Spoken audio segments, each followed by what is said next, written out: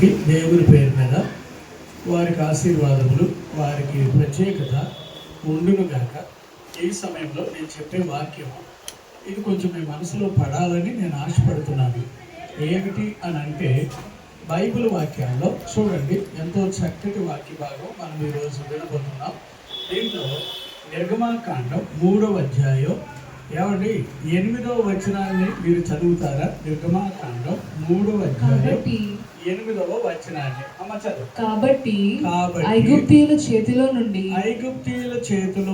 వారిని విడిపించుటకును వారిని విడిపించడానికి ఆ దేశములో నుండి విశాలమైన మంచి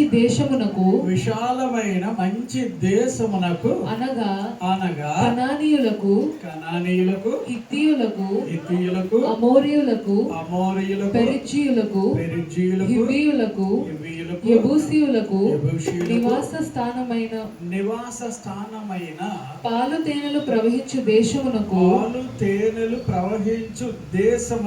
వారిని నడిపించుటకును దిగి వచ్చి ఉన్నాను. ఇప్పుడు ఈ రోజు ఈ వాక్యాన్ని మనం ఆలోచన చేద్దాం. విషయం ఏమిటి అని అంటే, మొట్టమొదట మీరందరూ దేవునికి కావాలి. మీరందరూ ఎవరికి కావాలి?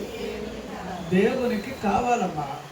దేవునికి కావాలి అనే మనసు కనుక మీరు అర్థం చేసుకోగలిగితే, ఎందుకు మీరు కావాలి అనడానికి నేను చెప్పే వాక్యాలు వింటే మీకు అదే ఆశీర్వాదం. మొట్టమొదట దేవునికి మీరు కావాలి, అందుకొరకే దేవుడు ఏం చేశాడంటే దిగి వచ్చాడు. ఏం చేశాడు? ఆయన దిగి వచ్చాడు. మీరు ఏ ఏరియాలో బాధపడుతున్నారో, ఏ ప్రాంతాలలో మీరు నలిగిపోయారో, ఏ పరిస్థితుల్లో మీరు ఉన్నారో వాటన్నిటినీ సరి చేయడానికి, పరిష్కారం చేయడానికి, విడిపించడానికి ఆయన మీ దగ్గరికి వచ్చాడు. అది మనసులో పెట్టుకోవాలి.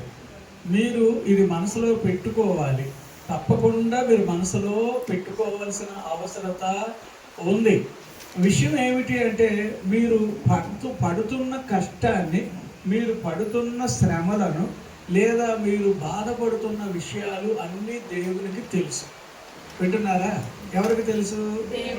దేవునికి తెలుసు. మరి దేవునికి తెలిసినప్పుడు దేవుడు ఏం చేశాడంటే, పడితే పడినాయి అని అలా కాకుండా అబ్రహాము, ఇస్సాకు, యాకోబుల దేవుడిగా ఆయన ముందుగానే మాటిచ్చాడు కనుక, బాధల్లో ఉన్న మిమ్మల్ని విడిపించడానికి నేను వచ్చాను అన్నాడు. ఆయనే వస్తే మన పరిస్థితులు మెరుగవుతాయా? అవ్వవా? ఆయన వచ్చాడు. సరే, ఎన్ని జాతులు వాళ్ళు అడ్డొచ్చారట? ఏది? నువ్వు విడిపించబడి నువ్వు ఆయన కొరకు, ఆయన కోరుకున్న ప్లేస్కి తీసుకువెళ్ళాలంటే ఎన్ని జాతులు అంటే 7 జాతుల వాళ్ళు అడ్డుపడ్డారు. ఈ 7 జాతుల వాళ్ళను కూడా ఆయన వెళ్ళగొట్టి, నిన్ను మాత్రం ఆయన ఏం చేయాలనుకున్నాడు అంటే, తప్పకుండా నువ్వు ఎక్కడ ఉండాలి అంటే, ఏమండి, మంచి దేశమందు ఉండాలి. ఇందులో ఎక్కడ ఉండాలమ్మా? ఆ మాట చెప్పండి నాతోటి. ప్రభు మీకోసం ఎందుకు వచ్చాడు? మీరు ఆయనకి కావాలి. మీరు ఇప్పుడు ఎక్కడ ఉండాలి? ఆయనే మీకోసం వస్తే కనుక మీరు ఎక్కడ ఉండాలి? మంచి దేశము అనే మాట బైబిల్ వాక్యాల్లో ద్వితీయోపదేశకాండం 1వ అధ్యాయం చాలా క్లియర్గా ఉన్న వచనాలు నేను చెప్తున్నాను. 35వ వచనాన్ని, అలాగే 8వ అధ్యాయం 7వ వచనం, 4వ అధ్యాయం 22వ వచనం. ఈ మూడిటిలో మీరు ఏది చదివినా దేవుడు మాత్రం, మీరు మాత్రం తనకు కావాలి. కానీ మామూలు ప్లేస్లో ఉంటే కాదు. మీరు ఎక్కడ ఉండాలంటే మంచి దేశంలో ఉండాలి. పాయింట్ నెంబర్ 1 ఏంటి చెప్పండి? అందరూ చెప్పండి. యేసయ్యకు నువ్వు కావాలి. అంచేత గోతుల్లోనో ఎక్కడ పడితే అక్కడ ఉండి, ఎలా పడితే అలా ఉంటే అది మంచిది కాదు. నీకోసం ఆయన ఏమైనా చేయడానికి ఆయన దిగి వచ్చాడు. అండి, ఒక పాయింట్ మర్చిపోకండి. అందులో ఈ వాక్యాన్ని మనం ఎందుకు ఇది ఆలోచన చెయ్యాలి అంటే, అక్కడ మిమ్మలను ఏమండి ఏం చేయాలనుకున్నాడట? విశాలమైన మంచి దేశం. ఏ దేశం అమ్మా? అంటే మంచి దేశం అనేది ఒకటి ఉంది, కానీ ఆ మంచి దేశం ఇరుకుగా ఉండేది కాదు. అది ఎలాంటిదట? విశాలమైన మంచి దేశం. ఏ దేశం చెప్పండి? సరే, అప్పుడు 2 పాయింట్లు అందులో చెప్పండి నాకు. మంచి దేశం, రెండవది విశాలమైన దేశం. తర్వాత అదే వచనంలో అక్కడ దానికి ఒక అందమైన పేరు పెట్టాడు, పాలు తేనెలు ప్రవహించు దేశం. ఏ దేశం చెప్పండి? అప్పుడు 4 పాయింట్లు వచ్చినాయి అందులో. దేవుడు దిగి వచ్చాడు, మిమ్మలను ఒక మంచి ప్లేస్లో ఉంచాలని, మంచి స్థాయిలో ఉంచాలని, మంచి పరిస్థితుల్లో మిమ్మల్ని ఉంచాలని ఆయన దిగి వచ్చాడు. దిగి వచ్చిన తర్వాత అడ్డొచ్చిన ఎన్ని జాతులైనా వాటన్నిటినీ ఆయన వెళ్ళగొట్టి మిమ్మల్ని మాత్రం ఆయన ఏం చేయాలనుకుంటున్నాడు? అమ్మ, ఎలాంటి దేశం అమ్మ? మంచి దేశం. అంటే ఇంకెలాంటి దేశం అది? విశాలమైన దేశం. ఇంకెలాంటి దేశం అది? పాలు తేనెలు ప్రవహించు దేశం. సరేనా? ఇప్పుడు దీనికోసం నేను కొన్ని వచనాలు చెబుతాను. ఇది ఎట్లాంటి దేశం అబ్బా అంటే, అక్కడ మీరు అచ్చట చాలా వాగులు ఉంటాయట, అది మాత్రమే కాకుండా లోయలు ఉంటాయట, కొండలు ఉండే ప్రాంతం అట, ఆ కొండలలో నుండి ఊటలు ఊరే ప్రాంతము అని రాశాడు. అది కాకుండా అగాధ జలములతో ఉన్న దేశము అన్నాడు. అది మాత్రమే కాకుండా గోధుమలు, యవలు, ఇంకా అక్కడ ద్రాక్ష, అంజూరు, దానిమ్మ, ఒలివ, తేనె గల దేశము అని రాశాడు. అంటే అప్పుడు ఇన్ని ఆధిక్యతలు కలిగి ఉన్న ప్లేస్కి దేవుడు దిగి వచ్చింది. ఎందుకంటే అక్కడికి తీసుకెళ్ళడానికి. అర్థమవుతుందా? అంటే ఇప్పుడు యేసు ప్రభులోకి వచ్చాక మీరు పేదవారిగా ఉంటారా, ధనవంతులుగా ఉంటారా? నిజం చెప్పాలమ్మా. రోగులుగా ఉంటారా, ఆరోగ్యవంతులుగా ఉంటారా? నిజం చెప్పాలమ్మా. అప్పులతో ఉంటారా, లేదా అప్పుల నుంచి విడుదల పొందుతాకు ఉన్నారా? మీరు ఒక్కటిగా మాత్రం నేను ఇప్పుడు చెప్పేది వినండి. వైద్యులు, డాక్టర్స్ వాళ్ళందరూ ఉన్నారు, దేవుడు వారిని దీవించును గాక. కానీ వారికన్నా నువ్వు ఎక్కువగా ఎవరిని నమ్మాలంటే దేవుని వాక్యాన్ని నమ్మాలి. అర్థమవుతుందమ్మా? దేవుని వాక్యమే నిన్ను ఏం చేస్తుంది అంటే, ఇప్పుడు తల్లి కడుపులో బిడ్డ ఉన్నప్పుడు ఆ బిడ్డ ఎలా పెరుగుతాడు చెప్పండి? ఆ బిడ్డ ఎలా పెరుగుతాడమ్మా? తల్లి కడుపులో బిడ్డ పెరుగుతున్నాడు, సరే 10 నెలలు లేదా 9 నెలలు. ఆ బిడ్డకి ఏమి సరఫరా కావాలన్నా ఒడ్డు నుంచే కదా అన్నీ ఆ బిడ్డకు అందుబాటు అవుతాయి. అంతేనా? సరే, అలాగే దేవునికి నీకు మధ్యన ఈ పరిశుద్ధ గ్రంథాన్ని పెట్టాడు. అర్థమవుతుందమ్మా? ఇప్పుడు ఈ వాక్యం ఇంచుమించుగా నేనేమంటానంటే, దేవుడు మన కోసం మనకి మధ్యన ఏది తల్లి కడుపులో బిడ్డ పెరుగుతున్నట్టుగా మనము పెరగడానికి దేవునికి మనకి మధ్యన ఏం పెట్టాడంటే వాక్యాన్ని పెట్టాడు. అప్పుడు ఈ వాక్యం ఖచ్చితంగా మీరేం చేయాలంటే పాటించే వారిగా ప్రయత్నం చేయండి. ఖచ్చితంగా మీరు పాలు తేనెలు ప్రవహించే దేశము, లేదా విశాలమైన దేశము, లేదా మంచి దేశం, అక్కడికి మిమ్మల్ని ఆయన ఏం చేయాలనుకుంటున్నాడు? తీసుకు వెళ్ళాలని ఆయనకు ఆశ. దేవునికి స్తోత్రం. హల్లెలూయా. అప్పుడు మన దేవుడు మంచివాడు అంటారా, కాదంటారా? ఏం చేయడానికి? మంచి చేయడానికే ఉన్నాడు ఆయన. బైబిల్ వాక్యాల్లో యోహాను సువార్త 10వ అధ్యాయం 11వ వచనం, 14వ వచనం, ఇర్మియా గ్రంథం 10వ వచనం, ఆయన ఎవరు అని అంటే ఏమన్నా మంచి దేవుడబ్బా, నిజమైన దేవుడబ్బా. ఇన్ని ప్రత్యేకతలు ఆయనలో ఉండి అబ్రహాము, ఇస్సాకు, యాకోబులకి నేను వాగ్దానం చేశాను, అందుచేత నా బిడ్డలు ఎప్పటికీ కూడా పేదవాళ్ళగా ఉండకూడదు. ఇప్పుడు పుట్టినరోజు సందర్భంగా నేను చెప్పే ఈ వాక్యంలో ఉన్న ముఖ్యమైన విషయం ఏంటంటే, ముందు మీరు దేవునికి కావాలి. ముందు మీరు ఎవరికి కావాలి? అందరూ చెప్పండి. సరే, మీరంటే కొన్ని జగదీష్ ఎవరికి కావాలి? అది మనసులో పెట్టుకోండి. నాకు అవి తెలుసు, ఇవి తెలుసు. అమ్మా, నేను చెప్పే వాక్యం వెళ్ళేటప్పటికి మీకు కోపం రావచ్చు. కోపం వచ్చినా కూడా నేను చెప్తున్నాను, నువ్వు దేవునికి కావాలి అంతే. నువ్వు దేవునికి కావాలి అని అన్నప్పుడు నువ్వు ఎలా ఉండాలబ్బా అని అంటే, ఒక్కటి, ఈ వాగ్దానాలు చేసిన దేవుడు నిజమైన నువ్వు నమ్మాలి. ఇప్పుడు నిజమైన నువ్వు ఎలా నమ్మాలి అని అంటే, నేను యాక్చువల్లీ 9 పాయింట్లు చెప్పాలి అని ఒక ఆలోచన ఉంది. ఏది? ఎవరైతే దేవుని కుమారులుగా ఉంటారో వాళ్ళకి కలిగే భాగ్యాలు వేరుగా ఉన్నాయి బైబిల్లో. బైబిల్ వాక్యాల్లో ఎందరైతే ఆయన అంగీకరిస్తారో వాళ్ళందరూ ఎవరు? దేవుని కుమారులని 1:12 మన యోహాను సువార్తలో చదువుతాం. అప్పుడు అంగీకరించిన మీదటే నువ్వు ఆయన కొడుకు అయ్యావు, కుమార్తె అయ్యావు. బైబిల్ వాక్యాల్లో ఎక్కడ? 1 కొరింథీ 6వ అధ్యాయం అమ్మా, 6వ అధ్యాయంలోనా? 2 కొరింథీ 6వ అధ్యాయం, అక్కడైనా 18వ వచనం అమ్మ. అక్కడ ఏమంటున్నాడు? నేను మీకు దేవుడునై ఉంటాను, మీరు నాకు ఏమై ప్రజలై ఉండాలి? ఉందురు. కుమారులుగాను కుమార్తెలుగా ఉండాలి. నేను మీకు తండ్రిగా ఉంటాను, దేవుడిగా ఉంటాను. మీరు మాతో నాకు ఎలా ఉండాలి? కుమారులుగా కుమార్తెలుగా ఉండాలి. ఇప్పుడు మీకు ఒక మాట చెప్తున్నాను, మామూలు రేంజ్లో బ్రతికే వాడికి ఈ భాగ్యం తెలియదు, ఈ వాక్యం యొక్క రుచి తెలియదు. మీరు కనుక కాస్త ఇప్పుడు బైబిల్ వాక్యాల్లో 3వ అధ్యాయం 6 దగ్గర నుంచి గలతీయులకు రాసిన పత్రికలు చదివితే అందరూ అబ్రహాం పిల్లలు కాదు, విశ్వాసము గలవారే అబ్రహాము పిల్లలు అని రాశారు. ఆ 9వ వచనం వరకు చదివితే. అంటే నేను అంటున్నాను, ఇప్పుడు మనం అందరం కూడానండి ఈ వాక్యాన్ని నమ్మాలి. దేవునికి మనకి మధ్యన ఇప్పుడు ఏముంది? వాక్యం. ఇప్పుడు ఈ వాక్యం ఎవరు? 1:14 ప్రకారంగా యోహాను సువార్తలో ఆ వాక్యమే. అప్పుడు ఖచ్చితంగా నువ్వు ఎలా ఉండాలని ఆయన కోరుతున్నాడు? నువ్వు చాలా మంచి లెవెల్లో ఉండాలని. అర్థమవుతుందా? నువ్వే లెవెల్లో ఉండాలి? నిజంగా నేను చెప్తున్నాను, మంచి లెవెల్లో ఉండాలని దేవుని కోరిక.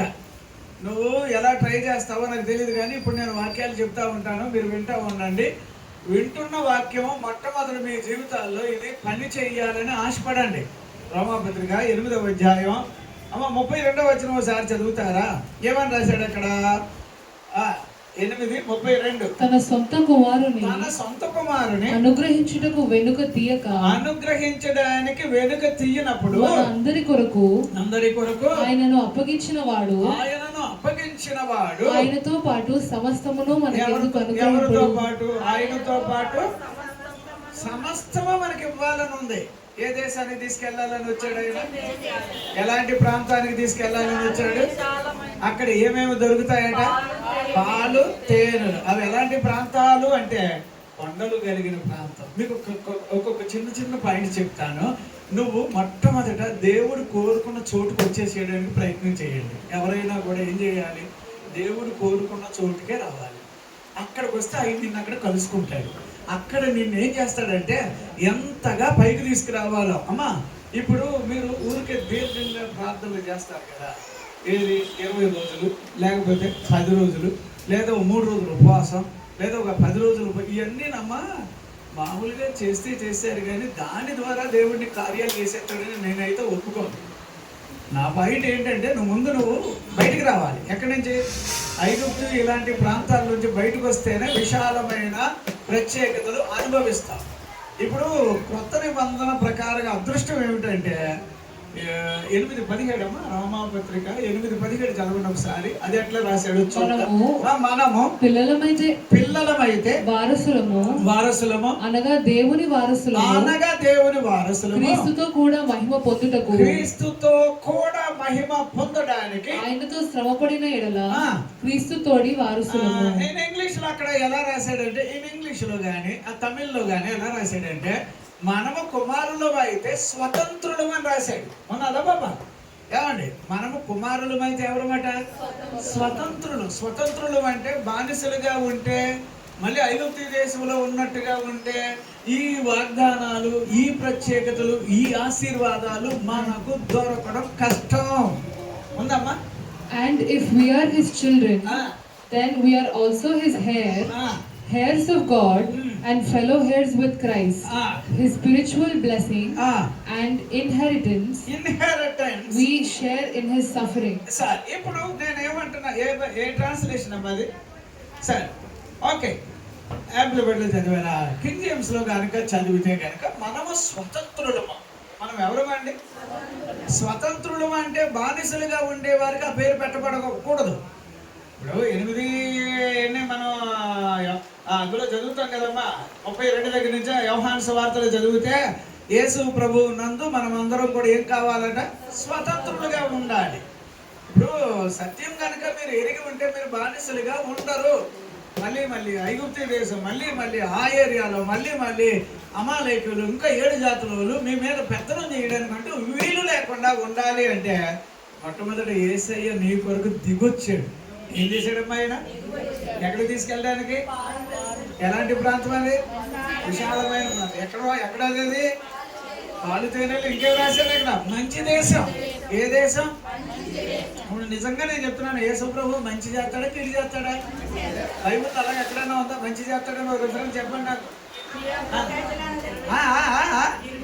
ఆయన 20:29-11 మంచి ఉద్దేశాలు ఉన్నాయి. ఓకే పోనీ అలా బతికేశారులే. 10 ఎక్కడమ్మా? అపోస్తుల కార్యాలు. ఓకే అపోస్తుల కార్యాల్లో పాయింట్ ఉంది. సరే ఆయన మంచి చేశాడబ్బా, కీడు చేయడం ఆయనకి చేత కాదు. కాకపోతే మీరు ఇప్పుడు ఎక్కడ ఉండకూడదు? ఐగుప్తులో ఉండకూడదు. ఐగుప్తులో ఉండి ప్రభు నీకు సాయం చేయడం అంటే వల్ల కాదు. నేను అందుకే అంటాను, నా బలహీనతలు ఏమైనా ఉంటే ఆయన మీద పడేయడమే పెట్టు. ఓ మంచి పరిస్థితులు ఎదుర్కోవాలంటే నా కుటుంబం కానీ, నా పిల్లలు కానీ, ఈవెన్ నేను కానీ, నేను కూడా చెప్తున్నాను అమ్మా, మామూలుగా మీరు చూస్తామంటే మీకు కంటికి కనిపించేది అంతా ఒకటి అనుకుంటున్నారు, కానీ కనబడిన ఒక సత్యం ఉంది. గర్భంలో బిడ్డ పెరుగుతుంటే తల్లి ఎలాగా ఆమెను పోషిస్తుందో తెలియదు, కానీ ఆ బిడ్డ పెరిగి తగిన సమయానికి భూమి మీద పుట్టడం ఎంత ప్రత్యేకతో ఈ బైబిల్ వాక్యం కూడా అంతేనమ్మా. ఏ రోజుకి ఆ రోజు ఈ బైబిల్ పట్టుకొని బ్రతికేవాడు ఇంచుమించుగా నేను అంటాను, ఆయన తండ్రి అయితే ఆయనను బట్టి ఆయనకి నాకు మధ్యని వాక్యం పెట్టాడు. ఇప్పుడు ఈ వాక్యాన్ని నేను ఒక విధంగా ఎలాగంటే నా సొంతంగా రాశాడు, నా కోసం రాశాడు, ఆయన నా కోసం దిగొచ్చాడని నువ్వు నమ్మి విశ్వసిస్తే నీ తరపున కార్యాలు జరుగుతాయండి, మామూలుగా. అప్పుడు ప్రార్థన చేస్తాం. ఎప్పుడైతే మన దేవుని పిల్లలు అయ్యామో, మన స్వతంత్రులు, ఆయన మనకు సమస్తము, ఆయన్నే మనకి ఇచ్చినప్పుడు ఆయనతో పాటు సమస్తము మనకి ఎందుకు ఇవ్వడంటే అన్నీ ఇవ్వడానికి రెడీ ఉంది. కానీ ఎలాగా? నువ్వు ఎలాగ అడుగుతావు అంటే, ఒకటి వాక్యం ఉండాలి, వాక్యం ఉండాలి. రెండవది, ఇప్పుడు వాక్యం అనేది 1:23 యాకోబు పత్రికలో ఏం చదువుతాం? అదొక అద్దం లాంటిది అని అంటాడు. అంటే నిన్ను చూసుకుంటే నువ్వెవరో తెలిసిపోతుంది అన్నట్టుగా ఒక మాట ఉన్నప్పటికీ కూడా ఏదైనా వాక్యమే నీ భవిష్యత్తు. వాక్యం నీకు ఏమవుతుంది? నువ్వు ఎలా ఉన్నావో చెప్పడానికి వాక్యం ఉంది అక్కడ. నువ్వేమై ఉన్నావో, ఎలా మారబోతున్నావో, ఇదేంటి పరిస్థితి, ఇలా ఉన్నావు అలా ఉన్నావు అని చెప్పి మంచి భవిష్యత్తును చేకూర్చడానికి వాక్యము అర్థంలాగా నీ కొరకు పనిచేస్తుందట. అందుకోసం నేనేమంటానంటే, అప్పుడు ఎప్పుడైతే ఈ వాక్యాలు తెలిసినాయో, అబ్రహాము ఇస్సాకు యాకోబులు దేవుడిగా ఆయన ప్రత్యక్షమయ్యి విడుదల పడుతున్న బాధను చూచి వారి మొర ఆలకించానో నేను దిగొచ్చానని మోషే గారికి చెప్పినట్టుగానే ఇప్పుడు సేవకుడు ఏం చేస్తాడంటే ఖచ్చితంగా వాక్యం చెప్తాడు. ఏం చెప్తాడు? సేవకుడు ఎలా చెప్పాలి ఇప్పుడు వాక్యం అంటే? మీరు తిట్టుకుంటారు మరి, లేదా నామకార్థంగా ఉంటారు ఇందులో కొంతమంది, లేదా ఏదోలే గడిగడికో దండం అన్నట్టు కొంచెం ప్రభువు, కొంచెం లోకం, కొంచెం అటు ఇటు ఈ ఏడుపులు ఏడిసే వాళ్ళు ఉన్నా కూడా సేవకుడు మాత్రం కసిగా దేవుని వాక్యాన్ని చెప్పాల్సిందే. అప్పుడు సరే, ఇందులో మీకు ఒక ఉదాహరణ చెప్తాను, మీరు వినండి. ఎలాగా అని అంటే, యేసు ప్రభు వారి 14వ అధ్యాయం అనుకుంటున్నానమ్మా, ఇందులో మనం చదువుతాం మత్తయి సువార్తలో 14వ అధ్యాయం 22వ వచనం ఒకసారి చదువుతారా? అది ఒక చిన్న వెంటనే ఆ జన సమూహములను తాను పంపివేయునంతలో తన శిష్యులు దోణ ఎక్కి తనకంటే ముందుగా అద్దరికి వెళ్ళవలనని. ఎక్కడికి వెళ్ళాలని కోరాడు ఆయన? వినండి, ఇది భలే సరదాగా ఉన్న వాక్యం. ఇందులో నుంచి నేను చెప్తున్నాను, మీరు దేవునికి కావాలి, మీ కుమారుడు దేవునికి కావాలి. నేను మళ్ళీ చెప్తున్నాను అమ్మా, ఎన్నో పుట్టినరోజులు ఇలాంటివి జరుగుతూ ఉంటాయి, జరగవచ్చు. సంతోషాన్ని బట్టి మంచి బట్టలు, మంచి భోజనం ఏమేమో ఉంటాయి. మీకు అయిన వాళ్ళని పిలుస్తారు, లేకపోతే మీరు అదృష్టవంతులు ఏంటంటే ఇలా దేవుని వాక్యాన్ని పిలిచారు, మీరు ఏమంటే దేవుని బిడ్డల్ని పిలిచారు. ఈ ఆశీర్వాదం ఆ పిల్లోడికి, ఈ ఆశీర్వాదం మీకు తల్లిదండ్రులుగా ఉన్న మీకు, ఈ ఆశీర్వాదం మీ కుటుంబానికి తోడుగా ఉంటుంది కాక. బట్ ఫ్యాక్ట్ ఏంటంటే, విషయం చెప్తున్నాను, దేవుడు యేసు ప్రభు వారు శిష్యుల్ని గబగబా మీరు వెళ్ళాలి. యాక్చువల్లీ ఇంకా ముందు వచనాల్లో చదివితే అన్ని వేల మందికి భోజనం పెట్టాడు ఆయన. పెట్టిన తర్వాత వాళ్ళందరూ కూర్చోబెట్టి గబగబా భోజనాలు పెట్టి, ఏమండి అన్నీ పెట్టి, మీరు కూడా అయిపోయిన తర్వాత వెళ్ళిపోవాలంటున్నాడు. వాళ్ళే పంపించేశాడు. ఇప్పుడు ఎవరిని శిష్యులు కూడా ఏమంటున్నాడు? మీరు బోట్ ఎక్కాలి, గబగబా వెళ్ళాలి అని వాళ్ళని తొందర చేశాడట. దేవునికి స్తోత్రం, హల్లెలూయా. అందులో నేను ఇంకొక మాట చెప్తాను, ఇది కూడా చాలా ఇంపార్టెంట్ అయిన వాక్యం. అమ్మ 25వ వచనం చదువుతావు నాన్న. 25వ వచనం ఏమంటున్నాడు? రాత్రి 4వ జామున ఆయన సముద్రము మీద నడుచుచు వారి యొద్దకు వచ్చెను. ఎవరి దగ్గరకు వచ్చాడు చూడండి. ఇప్పుడు ఎన్నో జాము ఇది? 4వ జామున. ఇంచుమించుగా తెల్లారి అవుతుంది, కొంచెం తెల్లారక ముందుగా అనుకుందాం. ఆ టైంలో శిష్యులేమో నానా కష్టపడి బోటు ఏదో నడుపుతున్నారు. ఆ టైంలో ఏమైందట, యేసు ప్రభు వారు అడ్డుగా వెళ్ళడం జరిగింది. దేవునికి స్తోత్రం. నేను బాగా చెప్పమంటారా, నువ్వు ఎప్పుడైనా కష్టాలు పడే పరిస్థితులు ఉంటే నువ్వు ఆయనకు కావాలి కాబట్టి నీకు దగ్గరలోనే తిరిగేస్తాడు. అర్థమైనా, నీకు దగ్గరలోనే కనిపిస్తాడు. నువ్వేమి లేదమ్మా, ఆ సమయంలో కూడా ప్రభువును కోరుకునే మనుషులు కావాలి. ఇప్పుడు 12 మంది శిష్యులు బోట్లో కూర్చున్నారు అనుకుందాం. 12 మంది. సరే, భయం వేసింది వాళ్ళకి, ఎవరో ఇదేదో భూతమేమో అదేమో అనుకొని వాళ్ళు ఏడుస్తున్నారు, కేకలేస్తున్నారు, కంగారు పడుతున్నారు. వెంటనే ప్రభు అన్నాడు, నేనే అన్నాడు. నేనే అన్నాక ఇంకా నువ్వు భయపడవలసిన అవసరం ఏముంది? మనలో మాట, మన తండ్రి మన కష్టంలో దగ్గరికి వచ్చాడు అనుకో, నేనేరా అనగానే ఇంకా పిల్లడికి ఏం భయం లేదు కదా. అందులో పేతురు గారు ఏం చేశాడు, నువ్వే అయితే కనుక అని ఏం చేశాడో తెలుసా, మరి నువ్వే అయితే నేను ఏం చేయాలి, ఇప్పుడు నువ్వు ఉన్న చోటికి నేను నడిచి వస్తాను అన్నాడు. అమ్మ వినండి అమ్మా, ఎంతమంది ఉన్నారు బోట్లో ఉంటే? 12 మంది ఉన్నారనుకోండి. 12 మందిలో ఎవరికి లైట్ వెలిగింది? 12 మంది ఉన్నారు, కానీ ఒక్కడికి మాత్రమే ఆ ప్రభు యొక్క ఏమ్మా కొంచెం మందికి రండి, కూర్చోమ్మా, ఇది అక్కడ కూర్చో. ఇలా వినండి అమ్మా, మీరు బాగా వినాల్సిన విషయం. 12 మంది బోట్లో ఉన్న ఎవరైతే ఇప్పుడు విశ్వాసమును బట్టి ఏం చేశాడు, ఒక్కడు మాత్రం నువ్వే అయితే నేను నడిచి వచ్చేస్తాను అన్నాడా? ఏమంటే ఇప్పుడు భూమి మీద పేతురు గారు నడిచినందుకు మేము అందరూ సంతోషపడాలా వద్దా? చెప్పండి అబ్బా. భూమి మీద వేరే మనిషి ఎవడైనా నేల మీద నడిచాడా? మరి పేతురు గారు నడిచినందుకు సంతోషమా కాదా? ನಾನು ఇప్పుడు పేతురు గారి గురించి కొన్ని వాక్యాలు చెప్పాలి. ఎందుకంటే పేతురేమో ఆయనకి ఎప్పుడు కూడా యేసు ప్రభు కూడా తిరిగితే ఏం కావాలంటే, నాకు యేసు ప్రభు కూడా తిరిగిన నాకు చేపలు కావాలి. ఏం కావాలనుకుంటాడు ఆయన? కానీ ఏసైకి ఏం కావాలంటే నాకు పేతురు కావాలి. ఎవరు కావాలి? ఈ పేతురికి ఏం కావాలి? ఏసైకి ఏం కావాలి? మరి ఇప్పుడు పేతురు గారు నీళ్ళ మీద నడుస్తున్నాడు అని అనగానే నేను అంటాను, అమ్మా 12 మందిలో ఒక్కడికి విశ్వాసం పెరిగింది. మిగిలిన వాళ్ళ సంగతి నేనేం బాధపడలేదు, దేవుడు వాళ్ళు ఇంకో లైన్లో నడిపిస్తాడు. కానీ ఆ ఒక్కడు నడుస్తూ నేను అనుకుంటాను ఏసైని చూసినంత వరకు బాగానే ఉన్నాడు. మరి ఇప్పుడు ఎవరిని చూస్తే అతను అలాగా మునిగిపోతున్నాడు? ఎవరిని? నేను సరదాగా ఏమనుకుంటానంటే, ఈయన ఎలాగా ఇప్పుడు ఈయనకి ఈతొచ్చు. పేతురు గారికి ఏమో చిన్నప్పటి నుంచి ఎందులో పెరిగాడు, ఏం పర్వాలే, నేను ఒకవేళ దూకేసిన నడిచేసిన మునిగిపోతా ఉన్నా కొంచెం నాకు ఈత ఎలాగా వచ్చు కదా అనుకున్నాడు. కానీ మన సొంత ప్రయత్నాలు ఎప్పుడూ ఏమండి ప్రభు యొక్క గొప్ప ఉద్దేశం కన్నా గొప్పవి కాదు. అంటున్నారా? మీరు ఎప్పుడైనా సరే బాగా ఆలోచన చేయండి. పేతురు గారు చేశాడు, కానీ ఏసైనా చూసినంత వరకు మునగలేదు. మరి ఇప్పుడు ఏం చూస్తుంటే మునిగిపోయాడు అని అంటే ఒక మాట ఎలా చెప్తారు వినండి.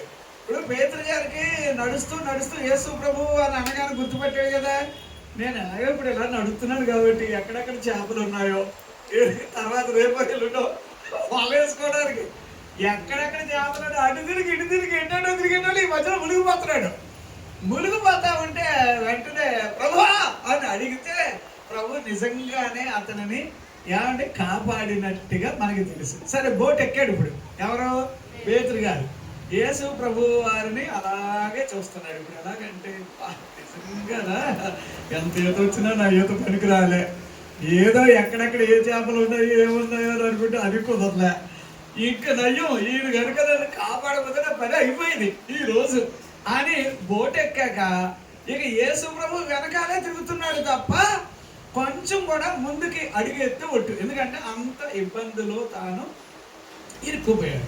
కానీ నేను ఒకటి చెప్తాను, ఇప్పుడు యేసు ప్రభుని ఎలాగ అర్థం చేసుకొని ఉంటాడు? ఇప్పుడు మనం ఆలోచన చేద్దాం. నీకు వచ్చే కష్టాలు కానీ బాధలు కానీ ఇబ్బందులు కానీ వాటన్నిటిలో నుంచి దేవుడు నిన్ను మాత్రం బయటికి తేవడం నిజం.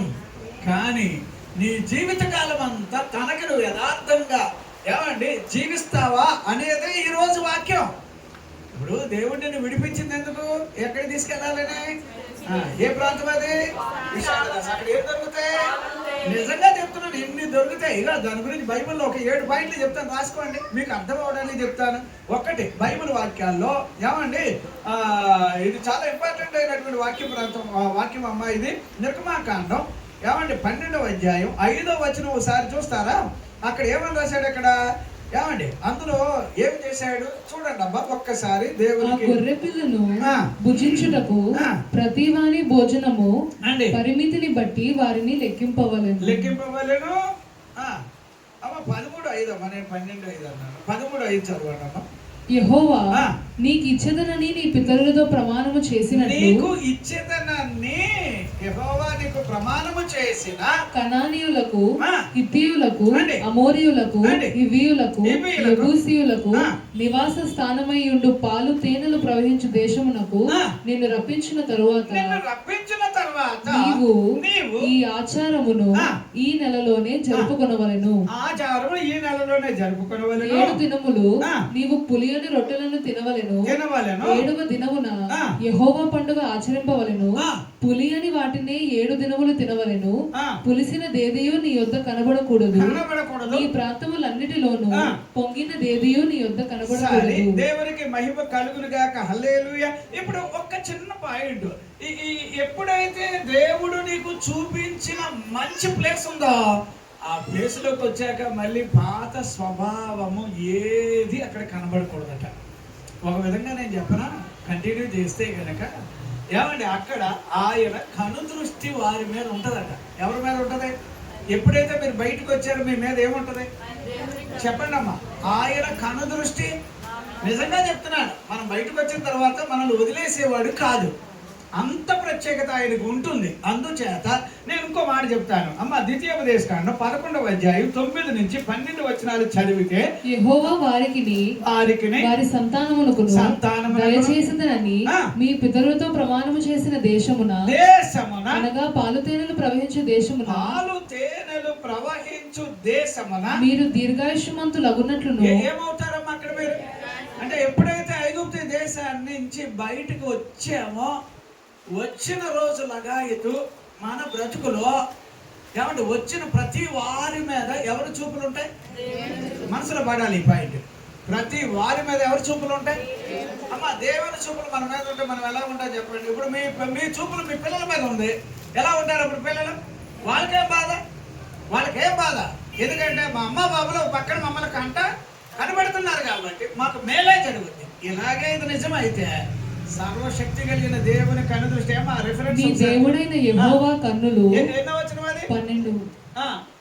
చదువమ్మా. నీ దేవుడైన యెహోవా కన్నులు సంవత్సరాది మొదలుకొని సంవత్సరాంతము వరకు ఎల్లప్పుడూ దాని మీద ఎల్లప్పుడు. దేవుడు చూడండి, ఒక్కొక్క పాయింట్ మీరు గమనించాలి. ఎప్పుడైతే మనం దేవుడు దిగొచ్చాడని తెలుసుకున్నామో ఇప్పుడు నువ్వు మర్యాదగా బ్రతకడం అలవాటు కావాలి. ఓ మంచి మనిషిగా బ్రతకడం అలవాటు కావాలి. మనలో చెడు లేదని కాదు, చెడు చావాలి, దేవుని జీవం రావాలి మన లోపల. మనమే మంచోళం కాదు, మంచోళం కాకపోయినా మంచోలుగా చేసింది యేసు ప్రభు మన కొరకు సిలువలో త్యాగం చేశాడు. పవిత్రమైన రక్తాన్ని ప్రోక్షించాడు. ఆ రక్తము ద్వారా మన జీవితాలు, ఇప్పుడు హేబేలు రక్తం శిక్ష వేయండి అంటది, యేసుక్రీస్తు రక్తం శిక్ష నా మీద వేయండి అంటుంది. అంటే ఎలా చెప్పాలి? ఇప్పుడు హేబేలు అనేదేమో నేనేం తప్పు చేశానో నన్ను ఎలా చేశాడు మా అన్నయ్య అని చెప్పి అంటుంటే, అదే యేసు ప్రభు ఏమంటున్నాడు అంటే వీళ్ళందరూ క్షమించబడాలి. దేవునికి స్తోత్రం. అప్పుడు అమ్మ నువ్వు ఎప్పుడైతే వాగ్దాన దేశము మంచి దేశం, పాలు తేనెలు ప్రవహించే దేశం, ఇలాగా ఏది అది విశాలమైన దేశం, అది మంచి దేశం, ఇన్ని పేర్లు ఉంటే అక్కడికి నువ్వు రాగానే ఫస్ట్ ఆయన కన్ను దృష్టి నీ మీద ఉంటుందట. నాకు ఇదే చాలు, నాకు ఆయన చూపులు నా మీద ఉంటే నాకు అదే చాలు. ఆయన దృష్టి ఎంత చక్కటి. హబక్కూ గ్రంథం 1 ఎన్నో వచనం 13వ వచనంలో ఏమంటాడమ్మా? నేను ఇలాంటివన్నీ నమ్మ మీరు ఎప్పుడు కూడా చూడండి, ఆయన దృష్టి అని అనగానే మీ మనసులో పడాలి, ప్రభువా మీ దృష్టి నా మీద ఉంటే చాలయ్యా, నీ కనుదృష్టి నా మీద ఉంటే చాలయ్యా. ఇప్పుడు ఆయన చూపులు నీ మీద ఉంటాయి. రెండవదిగా నువ్వు అక్కడ ఉంటున్నావు కాబట్టి, ఆయన తీసుకొచ్చిన ప్లేస్ లో ఉంటున్నావు కాబట్టి అక్కడ నువ్వు దీర్ఘాయుష్మంతుడు అవుతావు. ఎలా ఉంటావు చెప్పండి? ఎక్కువ కాలం బతకాలంటే మనలో ఏముండాలి? ఎక్కువ కాలం. నేను చెప్తాను అదేంటండి, మరి ఆల్రెడీ డాక్టర్ గారు చెప్పేస్తారు కదా, నువ్వు బతకవు అంటారు కదా. ఆయన అలాగే చెప్తాడు, వింటే విన్నారు కానీ నువ్వు బతుకుతావు, నువ్వు జీవిస్తావు, నువ్వు ఆరోగ్యంగా ఉంటావు. నేను మళ్ళీ చెప్తున్నా, నువ్వు క్షేమంగా ఉంటావు. నీ జీవితం మామూలుగా కాదు, అంత ప్రత్యేకంగా ఉండడానికి దేవుని వాక్యాలే కారణం. అందుచేత నేను ఇంకో వచనం చెప్తానమ్మా, ఇది కూడా మనం ఒకసారి చూద్దాం. ఇర్మియా గ్రంథం 2వ అధ్యాయం 7వ వచనం ఒకసారి చదువుతారా? ఏమని రాశాడు అక్కడ? ఇర్మియా గ్రంథం దాని ఫలములను శ్రేష్ఠ పదార్థములను తినునట్లు నేను ఫలవంతమైన దేశములోనికి ఎలాంటి దేశం? మిమ్మల్ని ఫలవంతమైన దేశములోనికి నేను మిమ్మల్ని రప్పిస్తున్నాను. అక్కడ మిమ్మల్ని రప్పింపగా మీరు ప్రవేశించి నా దేశమును అపవిత్రపరిచి. ఒక్క మాట నేను చెప్తున్నాను, దేవుడే గనక మిమ్మల్ని మంచి ప్లేస్ లోకి తెచ్చాక అక్కడ నీ వల్ల ఆయనకు నొప్పి కనుకోకూడదు. వింటున్నారమ్మా? అంటే అప్పుడు ఆ ప్లేస్ ఎటువంటిదని అంటాడంటే అది పవిత్రమైన ప్లేసు, అది పరిశుద్ధమైన ప్లేసు. అక్కడికి వచ్చిన తర్వాత అక్కడ నువ్వు ఎలా ఉండొద్దు. అక్కడ ఒకటి, నీ మీద ఆయన చూపులు ఉండాలి. రెండవది, నువ్వు అక్కడ దీర్ఘాయుష్మంతుడు అవ్వాలి. మూడవది, నువ్వు అక్కడ ఎలా ఉంటావంటే పవిత్రమైన బిడ్డగా బ్రతకాలి. అర్థమైందా? ఇప్పుడు బెలియాలకి క్రీస్తుకి ఏం సంబంధం అని ఎలా చదువుతాం మనం? ఒకరింది ఏమన్నా అంతేనమ్మా 6వ అధ్యాయంలో మనం చదువుతాం కదా. అలా అయితే నేను అంటున్నాను, మీరు ఆలోచన చేయండి. ఇప్పుడు మీరు ఎక్కడున్నా యేసు ప్రభు బిడ్డగా బ్రతుకుతున్నాము అని అంటే, స్వతంత్రులుగా బ్రతుకుతున్నాము అంటే, కుమారులుగా బ్రతుకుతున్నాము అంటే, ఏమంటే కుమారుడైతే ఆయన ద్వారా మనకు సమస్తము ఇవ్వాలి అంటే ఫస్ట్ పాయింట్ ఎలా ఉందంటే ఆయన చూపులు నీ మీద ఉండును గాక. రెండవది, అక్కడ నువ్వు దీర్ఘాయుష్మంతుడిగా ఉండువుగాక. మూడవది, నువ్వు ఆయన ఉన్నాడనే కాస్తంత భయము భక్తి కలిగి ఉంటే గనక నువ్వు అప్పుడు ఎలా ఉంటావో తెలుసా? బైబిల్ వాక్యాలు చెప్పి పవిత్రమైన వాడిగా. ఆ ప్రాంతం యేసయ్య ఉండే ప్లేస్ ఎట్లాంటిది? ఏమంటే తీసుకొచ్చిన ప్లేస్ ఎలాంటిది? పవిత్రమైన చోటు. అక్కడ ఉండే అపవిత్రులందరినీ దూరం గెంటేసి నువ్వు మాత్రం అక్కడ పవిత్రంగా ఉండాలని ఆయనకి కోరిక. దేవునికి స్తోత్రం, హల్లెలూయా. ఇంకొక మాట, నిర్గమాకాండం 13:27 వచనం చదువుతారమ్మా. అది ఎలా ఉందో చూద్దాం. నిర్గమాకాండం 13:27 వచనం ఏమని రాశాడు అక్కడ? దేవునికి మహిమ కలుగునుగాక.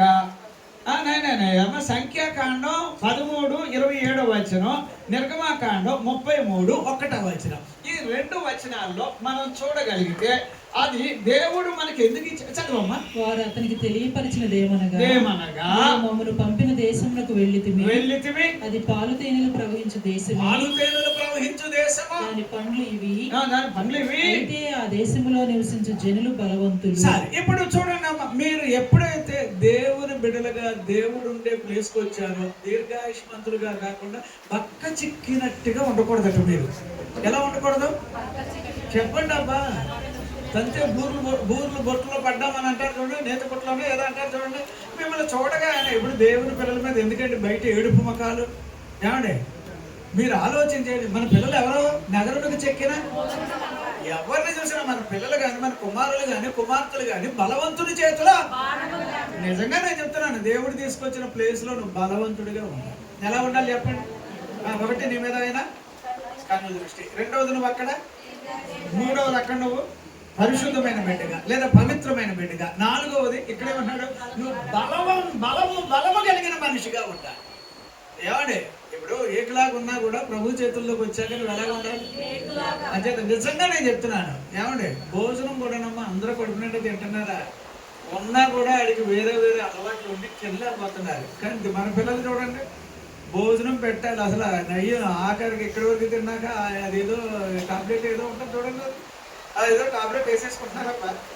ఈ వరకు తిన్నాం అంటే నేను అంటున్నా, తప్పని అంటలేదు, తినాలి. దీనికన్నా ముఖ్యంగా నువ్వు దేవుని కొరకు బతకాలి. అర్థమవుతుందా?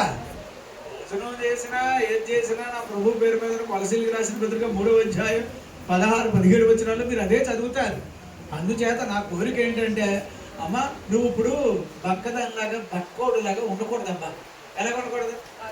అలాగనగానే మా కొండయ్య నన్ను చూసి నన్ను ఏం చేయమంటారంటే అంటాడు. మరి ఆయన లావవుడుగా అవకపోయినందుకు సంతోషం. అలాగే ఉన్నా పర్లేదు, కట్టిలాగా ఉండాలి, అంతేగాని మరి రోగిష్ఠుడిగా మాత్రం ఉండకండి అబ్బా. రోగిష్ఠులుగా ఉండడానికి ప్రయత్నాలు కూడా చేయకండి. మీ బుర్రలో అప్పుడో ఇప్పుడో ఏదో ఆలోచనలు రాగానే నేను అవును చాలా కాలం క్రితం నేను బలహీనుండి కదా అని అసలు మీరు ఆ పేరు ఎత్తకండి. అర్థమైందా? యేసు ప్రభునందు ఎవరు ఇప్పుడు చెప్పండి అబ్బా. యేసు ప్రభులోకి వచ్చాక నువ్వు బలవంతుడు, యేసు ప్రభులోకి వచ్చాక నువ్వు చక్కగా దీర్ఘాయుష్మంతుడు, యేసు ప్రభులోకి వచ్చాక నేనైతే చెప్తున్నా ఈ వాక్యాలు ఎవడైతే ఉంటాడు 12 మంది అదేదే బోట్లో ప్రయాణం చేసిన ఒక్కడికి వచ్చింది బుద్ధి, ఒక్కడికే. నువ్వే అయితే నేను దిగొస్తాను అన్నాడు. నిజంగానండి ఆ రోజు ఏదో అలాగ అయిపోయిందని అనుకుంటాం, కానీ ఈ రోజు ప్రపంచ చరిత్రలో భూమి మీద నడిచిన మనిషి అంటూ ఉంటే పేతురు గారు. దేవునికి స్తోత్రం. అమ్మ, మీకు సాధారణంగా నేను చెప్పే కొన్ని పాయింట్లు ఏంటంటే, పేతురు గారిని తక్కువ అంచనా వేయకూడదు. ఎందుకంటే ఆయన ముగ్గురు యేసు ప్రభు వారికి బాగా దగ్గరగా ఉండే శిష్యుల్లో అతడు ఒక్కడు, నమ్మకమైన వాడు. ఒక విధంగా ఆయన గురించి చాలా మంది వీక్ పాయింట్లు చెప్పొచ్చేమో, కానీ నేను స్ట్రాంగ్ పాయింట్లు ఎలా చెప్తానంటే, ఏమండి, పేతురు అంటే యేసు ప్రభు వారిని మామూలుగా అంచనా వేయలేదు. నిత్య జీవపు మాటలు గలవాడు. ఎవరేమనుకుంటున్నారో కానీ నాకైతే మాత్రం మామూలుడు కాదని అదొక ప్రత్యక్షతని ప్రభువే చెప్పాడు. ఏ పేతురు, నువ్వు ఇలా చెప్పావు చూడు, ఇది నిజంగా చెప్పాలంటే మనుషుల వల్ల జరగదు, ఇది ఖచ్చితంగా దేవుని యొక్క అభిషేకం నీ మీద ఉండి ఈ సత్యం వెలుగులోకి వచ్చిందని చెప్పాడు.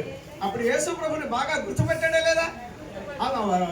రూపాంతర కొండ మీద 17వ అధ్యాయం మత్తయి సువార్తలో 1, 2, 3 వచనాలు చదివితే అక్కడ కూడా ప్రభువా మనం ఇక్కడే ఉండిపోదాం, ఎందుకంటే ఇలాంటి ప్రత్యక్షతలు నేను ఎక్కడా చూడలేదు కదా అంటాడు. అంటే నేను అనేది ఏంటంటే, పేతురు గారు చాలా గొప్పవాడమ్మా, తక్కువ అంచనా వేయకండి.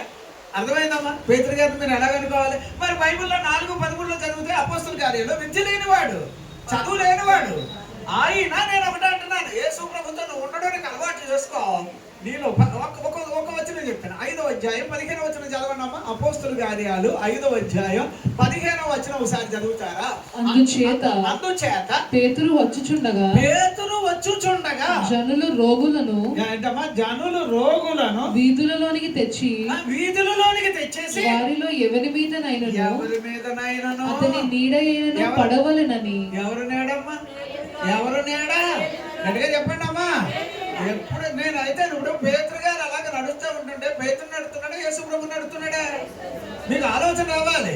ఇప్పుడు నా దగ్గర వెండి బంగారాలు లేవు, నాకు కలిగింది నీకు ఇస్తానంటే అక్కడ అర్థం ఏంటి? అక్కడ పేతురు గారి వల్ల ఏమీ జరగదు, కానీ ఏం జరిగింది అక్కడ? నజరేయుడు యేసు లేదా నువ్వు అన్నానగానే 3వ అధ్యాయంలో మనం చదువుతాం. ఏది? అపోస్తల కార్యాల్లో వాడు దిక్కులు లేచాడు అని రాశాడు. నేను ఒక్కటే చెప్తున్నా మీతోటి, ఇప్పుడు పేతురు గారికి ఒక్కడికే ఈ ప్రత్యక్షత వచ్చిందబ్బా. నేను బాగా చెప్తున్నాను, మీరు దేవుని పిల్లలుగా బ్రతకాలంటే ఎలా బ్రతకాలి? ఇప్పుడు ప్రభు బిడ్డలు అయితే ఐగుప్తుని వదిలేసి బయటకు వచ్చిన మీరు అందరూ కూడా ఎలా ఉండాలట? ఒకటి చెప్పాలి, ఒకటి ఏమండి, ఆయన చూపులు, ఆయన దృష్టి, ఆయన కను దృష్టి నీ మీద నా మీద ఉండునుగాక. రెండవది ఇంకేం చేయాలట? నువ్వు ఆయన చేతిలో ఉన్నావు కాబట్టి దీర్ఘాయుష్మంతుడిగా ఉండువుగాక. ఆరోగ్యం నీది, ఏమంటే ఆరోగ్యం నీది, బలము నీది, నేను చెప్తున్నా పవిత్రత నీది. కారణం ఏమిటంటే నీ కొరకు సమస్తము చేసిన యేసు ప్రభు ఇక్కడ కనిపిస్తున్నాడు. దేవునికి స్తోత్రం. హల్లెలూయా, హల్లెలూయా. అందుకే నేను అంటాను, పేతురు గారి లాగా నేను అంటాను, నువ్వు ఎవరైతే అయ్యావు కానీ యేసు ప్రభువుని మాత్రం పట్టుకొని బ్రతకడం, యేసు ప్రభు వారిని అనుసరించడం, పేతురులాగా నువ్వు నేను తయారవ్వాలి. దేవునికి స్తోత్రం. చదువు ఉండే చదువు లేకపోయినా, ఏమన్నా ఉండే ఏం లేకపోతే, కానీ ప్రభువును మాత్రం నువ్వు వదలనే కూడదు ఎట్టి పరిస్థితుల్లో కూడా. నేను అంటాను, మీరు అపోస్తల కార్యాల్లో పేతురు గారిని ఇలా చదువుతాం, కానీ మార్కు సువార్తలోనే అధికముగా చదివితే యేసు ప్రభు వారు ఎక్కువగా పేతురు ఇళ్లలోనే తిరిగాడు. అర్థమైందా? చాలా కార్యాలు 1వ అధ్యాయం, 2వ అధ్యాయం, 3వ అధ్యాయం ఇవన్నీ మనం చదువుకుంటూ వెళితే కనుక ఎక్కువ సమయం యేసయ్య పేతురు గారి ఇంటి దగ్గర ఉండే అద్భుతాలు చేశాడు, పేతురు గారి ఇంటి దగ్గర ఉండే చాలా కార్యాలు చేశాడు. అది ఏమండి, చాలా చాలా కార్యాలు అలా జరగడం వల్ల ఇక యేసు ప్రభును వదిలితే ఒట్టు. యేసయ్య పేతురు గారిని చూడగానే ఏమన్నాడంటే, యాక్చువల్లీ పేతురు గారు అంతకుముందు నేను అనుకుంటాను ఆంద్రేయ వీళ్ళందరూ ఎవరంటే యోహాను గారి యొక్క శిష్యులు. అంటే బాప్తిస్మ ఇచ్చే యోహాను గారు ఉన్నారు కదా, ఆయన శిష్యులు.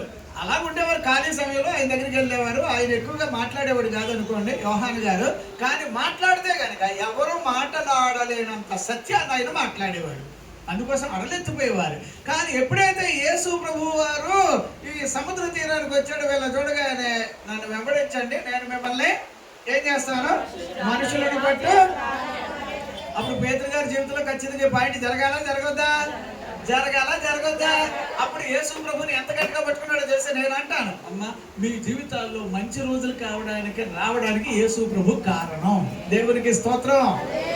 మనం ఎన్నన్నా అనుకోండి అబ్బా, తీరా బోట్లో నుంచి పడ్డావు, నడిచావు, 4 అడుగులు నడిచావు, లేదా పోనీ ఏదో అంత దూరం నడిచావు, కానీ నీ పాటికి నువ్వు బోట్లోకి ఎక్కగలిగావా? కుదరలేదు కదా. అప్పుడు నీ యొక్క విద్య కానీ నీకున్నదంతా ఏమైనట్టు? పనికిరాదు. అప్పుడు ఎవరు కావాలి నీకు? యేసు ప్రభువే కావాలి. యేసు ప్రభు నిన్ను పట్టుకొని బోట్లో కూర్చోబెట్టుకున్నాక తీసుకెళ్ళాక ఇక చూడు, నీ జీవితం అంతట్లో కూడా ఎవరు ముఖ్యంగా ఉండాలి?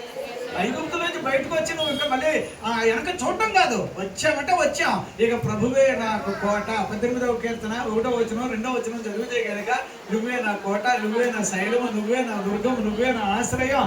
అయ్యో ఒకటి కాదు, నువ్వే నాకు అన్ని అన్నట్టుగా ప్రభు తరఫున మనం బ్రతికే వాడిగా కావాలి. దేవునికి స్తోత్రం. ఏది సంతోషంగా ఉంటే దేవునికి స్తోత్రం. బయటకు వస్తే మీరు ఎలా ఉండాలట? దేవుని చూపు మీ మీద ఉండును గాక. రెండవది, మీరు ఎలా ఉండాలి? దీర్ఘాయుష్మంతులుగా ఉండును గాక.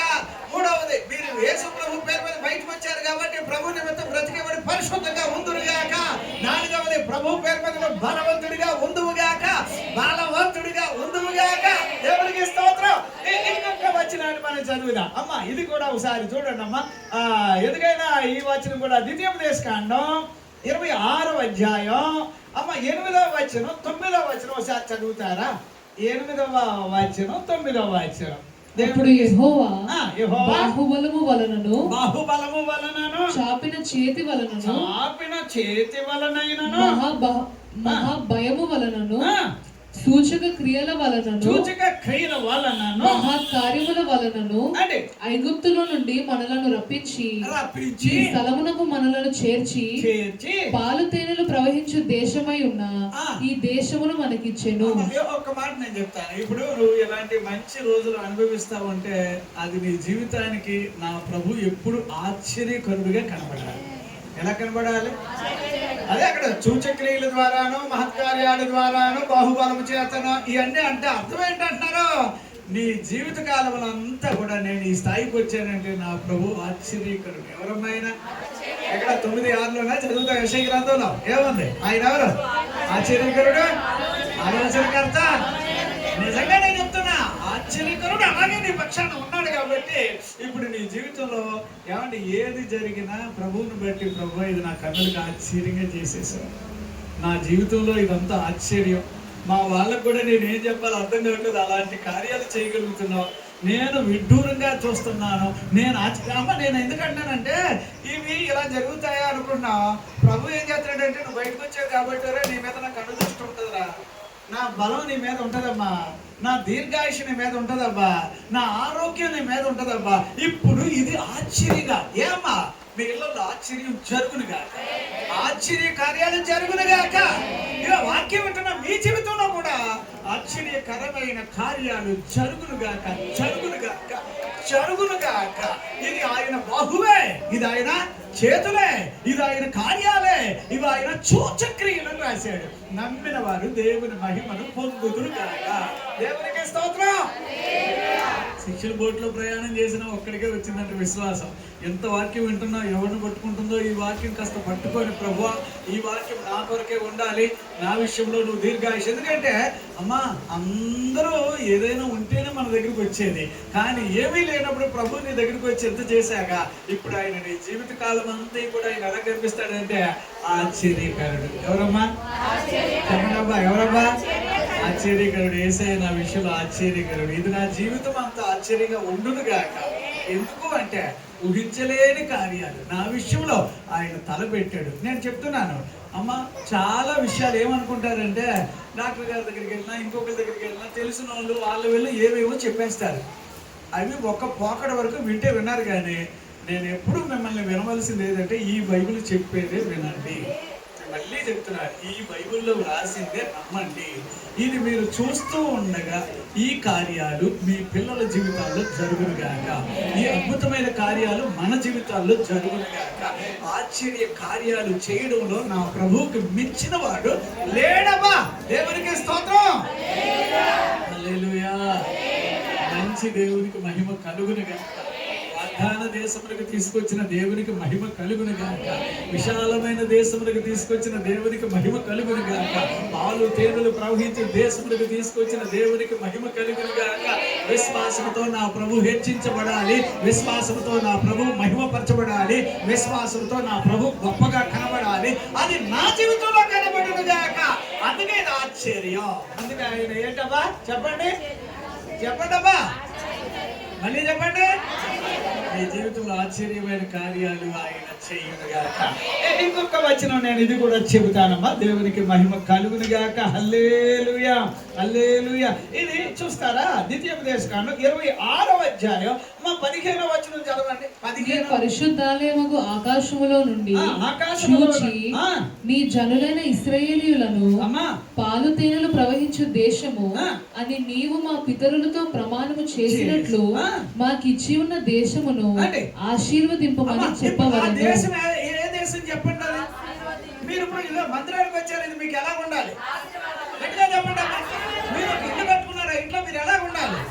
ఏమంటే మీరు ఒక ఈ స్థలంలో ఉన్నారు, ఈ స్థలాల్లో మీకు ఏముండాలి ఇక్కడ అంటే నేను అంటున్నా, దేవుడు తీసుకొచ్చిన ప్లేస్ లో నీకు ఆశీర్వాదాలు ఉట్టిపడును గాక. ఆశీర్వాదాలు నీ మీద ఉండును గాక. ఆశీర్వాదాలు ఉండే చోటుగా ఆయన మనల్ని తీసుకొచ్చాడు కానీ గోతుల్లో పాడేయడానికో నష్టపోవడానికో తీసుకురాలే. కానీ ఎవడు గట్టిగా నమ్ముతాడో వాడినే దేవుడు దీవించును గాక. ఎవడైతే ఈ వాక్యం నిజం, నా జీవితంలో ఆయన ఆశీర్వాదాలు ఇచ్చే దేవుడు, నా జీవితంలో ఆయన నాకు ఇంకేం చేశాడబ్బా ఆశీర్వాదాలు అన్నాను. ఇంకెవరైనా ఆశ్చర్యకరుడు. ఎవరబ్బా గట్టిగా చెప్పండి. ఆశ్చర్యకరుడా నీకు స్తోత్రాలయ్యా. ఆశీర్వదించేవాడా నీకు స్తోత్రాలయ్యా. అయ్యా నీ నామానికి మహిమ కలుగును గాక. ఎవరు నమ్ముతున్నారో 12 మంది శిష్యుల్లో ఒక్కడే దిగాడు. దిగిన తర్వాత ఆయన జీవితంలో కలిగే మార్పు చెప్పడానికి నేను ఈ వాక్యం తీసుకున్నా. దేవునికి స్తోత్రం. ఇంకొక పాయింట్ అమ్మా, ఇది కూడా ఒక్కసారి చదువుతారా? దేవునికి మహిమ కలుగును గాక. ఇది ఇర్మియా గ్రంథం 11:4వ వచనం చూడమ్మా. ఏమన్నారు అక్కడ? ఇర్మియా గ్రంథం 11:4వ వచనం ఏమని అంటున్నాడు? ఐగుప్తు దేశములో నుండి ఆ ఇనుప కొలుములో నుండి నేను మీ పితరులను రప్పించిన దినమున నేను ఈ ఆజ్ఞ ఇచ్చి తిని నేడున్నట్టుగా పాలు తేనెలు ప్రవహించు దేశమును మీ పితరులకు ఇచ్చదనని వారితో నేను చేసిన ప్రమాణమును నేను నెరవేర్చినట్లు మీరు నా వాక్యము విని నేను మీకు ఆజ్ఞాపించు విధులన్నిటిని బట్టి ఈ నిబంధన వాక్యములను అనుసరించిన ఎడల మీరు నాకు జనులై ఉందురు, నేను మీకు దేవుడినై ఉందును. ఇప్పుడు నేను ఒక పాయింట్ చెప్పనా, ఈ వచనంలో మీకు ఏం అర్థమవుతుంది? నిజంగానండి, ఇప్పుడు నేను వాగ్దాన దేశంలోనికి నన్ను తీసుకొచ్చేసింది నిజం. ఇప్పుడు ఆయన కోరుకుంటుంది ఏంటబ్బా అంటే, ఏ నా మాటలు నీలో ఉండాలి, నా వాక్యం నీలో ఉండాలి. ఇప్పుడు ఓల్డ్ టెస్టిమెంట్లో వాక్యాలన్నీ ఎక్కడ రాశాడు చెప్పండి? ఓల్డ్ టెస్టిమెంట్లో ఎక్కడమ్మా? రాయి మీద రాశాడు. కొత్త నిబంధన వచ్చాక ఎక్కడ రాశాడు? మన మనసులో రాశాడు. ఇప్పుడు బైబిల్ ఎక్కడ ఉండాలి? ఇప్పుడు ఈ వాక్యంతో నేను ఇలా చెబుతున్నాను. ఏమని అంటున్నానంటే, ఇప్పుడు మీరు ఇక్కడ చదివిన వాక్యాన్ని బట్టి చెప్తే ప్రభు అంటున్నాడు, నా వాక్యం మీలో ఉంటే నేను మీతోనే ఉన్నాను అంటాడు. ఎవరున్నారమ్మా చెప్పండి? ఇప్పుడు వాగ్దాన దేశంలోకి తీసుకొచ్చాడు. ఇప్పుడు నాకు కూడా ఎవరున్నారు? ఆ వచనం మీరు ఇందాక చదివిన వచనంలోనే చదవండి. హి ఈస్ విత్ యు అని రాశాడు. ఆయన నీతో, నీ కూడా, నీలో ఉండేవాడు గనుక వాగ్దాన దేశం మంచి పాలు తేనెలు ప్రవహించే దేశానికి నిన్ను నన్ను తీసుకొచ్చాడు. ఇంకొక మాట చెప్పనమ్మా, క్రైస్తవ పిల్లలుగా ఉన్న మీకు నేను మళ్ళీ చెప్తున్నా, ఇందులో వీళ్ళు వేరు వాళ్ళు వేరు అనే రకంగా బతకూడదు. ఆ టైప్లో బ్రతకడానికి నేను వాక్యం చెప్పట్లే. మనం అందరం కూడా ఏమంటే ఒక కుటుంబం ఎలా ఉంటుందో, ఓ సంఘం ఎలా ఉంటుందో నేను చెప్తున్నా, బాగా వినండమ్మా, అర్థం చేసుకోండి. ఇందులో నాశరకంగా ఎవరైనా ఉంటే వారిని ప్రోత్సహించండి, ప్రభు పేరు మీద తట్టండి, భుజం తట్టి వాళ్ళని పైకి వచ్చేటట్టు చెయ్యండి. ఎటుపోతే నేను ఒక్కటే, ఈ బైబిల్కి భిన్నంగా బ్రతికే వారికి మీరు దూరంగా ఉండాలి. అర్థమవుతుందా? బైబిల్కి భిన్నంగా అంటే ఆ అవసరం వచ్చినప్పుడు మళ్ళీ లోక ప్రకారంగా బతుకుతారు చూడండి, వాడికి నమస్కారం పెట్టవచ్చు, ఏం పర్వాలేదు. కాస్త వార్నింగ్ ఇస్తే ఇవ్వండి, హెచ్చరిక చేస్తే చేయండి. ఒక రకమైన వాళ్ళు ఉంటారు, ఎప్పటి నుంచి చూసినా 30 ఎన్ని సంవత్సరాలమ్మా బెత్తస్తా దగ్గర 30 అలాగే ఉండేవాళ్ళు ఉంటారు. వాడి బతుకులో ఎప్పుడు చూసినా ఏమ్మా ఎలా ఉన్నావు అంటే, అలాగే నీ బతుకు మారడానికి నేనైతే అడ్డు కాదు, నేనైతే సరళంగా వాక్యాన్ని చెబుతున్నా. ఈ వాక్యాన్ని బాగా విని ఏమండి వెనకొచ్చిన ఏది కొమ్ములు ఏమవుతున్నాయట, ముందు వచ్చిన చెవులు ఎప్పటి నుంచో ఉన్నాయి కదా, ఏది వాళ్ళు ఏమవుతున్నారు. ఇప్పుడు అదే రోజుల్లో వాక్యం చెప్పే పాస్టర్ గారు ఈ రోజు కూడా అలాగే శక్తివంతంగా చెప్పట్లేదా? ఇప్పుడు వాక్యం సరిగ్గా చెప్పట్లేదా? ఆ రోజుల్లో ఏదో ఒక రోజుల్లో భలే చెప్పేవాడు పాస్టర్ గారు, ఇప్పుడు చెప్పట్లేదని అనడానికి మీకు ఛాన్స్ ఉంటుందా? నేనైతే చెప్తున్నా, అవర్స్ టుగెదర్ నా ప్రభు దగ్గర కూర్చుంటా నేను. నిజంగా చెప్తున్నా. అట్లా ఆయన దగ్గర సంపాదించుకొని మీకు వాక్యం చెప్తే ఏంటయ్యా నేను బతుకు చూస్తే మాటలు మారడం లేదు. ఇప్పుడు స్వతంత్రించుకోవాలంటే నీకు ఒక చిన్న పాయింట్ చెప్తాను. ఇలాంటి వాగ్దాన దేశంలో ఇన్ని ఫెసిలిటీస్ అయితే ఇచ్చి, ఇన్ని పాసిబిలిటీస్ ఇచ్చి, ఇన్ని ప్రత్యేకతలు పెట్టి, ఇప్పుడు నువ్వున్నావని చెప్పి ఆ ప్రాంతాలకు ఆశీర్వాదాలు వచ్చినాయి. దేవునికి స్తోత్రం. హల్లెలూయా, హల్లెలూయా, హల్లెలూయా. మీరున్న వీధికి నిన్ను బట్టి ఎవరు రావాలి? చెప్పండి అమ్మా, గట్టిగా చెప్పండి అమ్మా. మీరున్న వీధిని బట్టి నువ్వు ఉన్నావు కాబట్టి అక్కడ గొడవలు పెట్టే మనిషి గాను, అల్లరి చేసే మనిషి గాను నువ్వు ఉంటే అక్కడ యేసు ప్రభు కార్యాలు జరగవు. అందుకని నువ్వు ఉన్న ఈ వీధిలో దేవుని కృప ఉండును గాక. నువ్వు ఏ దారిలో నడుస్తున్నావో చూస్తున్నారు నిన్ను. నీ లోపల నిన్ను కాదు చూసేది, వాళ్ళు ఎవరిని చూస్తారు? మరి వీళ్ళు దేవుడు యేసు ప్రభు కదా అని చూస్తారు. అందుగురించి యేసు ప్రభువుని బట్టి అయినా నువ్వు ఇప్పుడు ఎలా ఉండాలో తెలుసా? జాగ్రత్తగా బ్రతకాలి. అందుకే పరిశుద్ధత ఇవన్నీ నేను ముందు చెప్పుకుంటూ వచ్చాను. ఒక్క రెఫరెన్స్ చెప్తానమ్మా, ఇది కూడా మనం ఆలోచన చేద్దాం. దేవునికి మహిమ కలుగును గాక. హల్లెలూయా, హల్లెలూయా. ఇర్మియా గ్రంథం 33:22 వచనం చదవమ్మా. దేవునికి మహిమ కలుగును గాక. హల్లెలూయా. 33:22 వచనం. ఆకాశ నక్షత్రములు లెక్కింప సఖ్యము కానట్టుగాను, సముద్రపు ఇసుక రేణువులు ఎంచుట అసాధ్యమైనట్టుగాను నా సేవకుడైన దావీదు సంతానమును నాకు పరిచర్య చేయు లేవీయులను లెక్కింపలేనంతగా నేను విస్తరింపజేయుదును. ఏం చేస్తానంటున్నాడమ్మా? ఇప్పుడు మీరు నేను ఏమవ్వాలట? ఎక్కడ ఎక్కడ ఎక్కడ విస్తరించబడాలో తెలుసా? పాలు తేనెలు ప్రవహించు దేశానికి వచ్చాక, బాగా వినండి, ఎప్పుడైతే ఈ మంచి దేశానికి వచ్చామో ఇక్కడ గొడ్డుతనం పనికి రాకూడదు. ఏం రాకూడదండి ఇక్కడ? నిజంగానే చెప్తున్నాను, మీరు బాగా వినండి అంతే. వాక్యాలు విని నా కొరకైనా ఎప్పుడైతే వాక్యంలోకి కలిసిపోతారో ఈ వాక్యం నీలో రూపు దాల్చును కాదు. అమ్మా గట్టిగా చెప్తున్నాను, ఇక్కడికి వచ్చిన తర్వాత ఏముండొద్దమ్మా? గొడ్డుతనం ఏముండొద్దమ్మా? ఇక్కడ సంతతి, ఎవరి సంతతి అభివృద్ధి అవ్వాలి? దావీదు సంతతి అని రాశాడమ్మా. ఏమండి? లేవీయుల సంతతి అని రాశాడా? దేవుని పిల్లలుగా ఉన్న మనం యాజకులం ఏమండి లేవీయులం కాదా? ఏదో రెఫరెన్స్ నాకు చెప్తారా? 1 పేతురు 2వ అధ్యాయం 9వ వచనం ప్రకారంగా మీరెవరు? రాజులను. ఎవరు? యాజకులు. ఇప్పుడు మీరు ఎలా ఉండాలి? ఇక్కడ నేను అంట ఈ వాగ్దాన దేశంలోకి వచ్చిన తర్వాత ఏమంటే గొడ్డుతనం అనేది రాకుండా చూసుకోవాలి. దేవునికి స్తోత్రం. హల్లెలూయా, హల్లెలూయా, హల్లెలూయా. నా పిల్లలు కనాలబ్బా. నా పిల్లలతో ఉండాలబ్బా. నా కుమార్తెలు పిల్లలతో ఉండాలయ్యా. నా ఇంటి దగ్గర ఉన్న అంటే నేను అంటున్నా, మన పిల్లలు అందరూ కూడానమ్మా ఎప్పుడు కూడా చూడండి, లోకస్తులు లాగా తలస్తే కుదరదు. లోకస్తులు ఇప్పుడంతా ఏమైపోయిందంటే, ఇక యేసు ప్రభు పిల్లల్లో మీలో ఎవరు ఉండకూడదు అంటాడు. ఏమంటే ఇశ్రాయేలీల పిల్లల్లో ఎవరు కూడా వేశ్యగా, తెలుసా మీకు ఆ విషయం? ఏమంటే వ్యభిచారిగా ఉండకూడదని తెలుసు కదా. కానీ ఇప్పుడు బయట ఉన్న రూల్స్ అన్ని ఎలా ఉంటున్నాయి? ఇవన్నీ చూస్తుంటే మనుషులు మగాళ్ళే కాదు ఆడవాళ్ళు కూడా ఎలాగ పాడైపోయినా పర్వాలేదు, వీడు ఎవడు కొడుకో తెలియదు, ఇది ఎవరి కూతురో తెలియదు. అర్థమవుతుందా? ఇలాంటి సమాజంలో ఈ పరిశుద్ధ గ్రంథం నీకు కావాలి. వాగ్దాన దేశంలోకి వచ్చావంటే ఎంత ప్రత్యేకతలు నిన్ను ఆవరించాలో ఆలోచన చెయ్యాలి. దేవునికి స్తోత్రం. హల్లెలూయా. 12 మంది శిష్యుల్లో ఎవరికి ప్రత్యేకత వచ్చింది?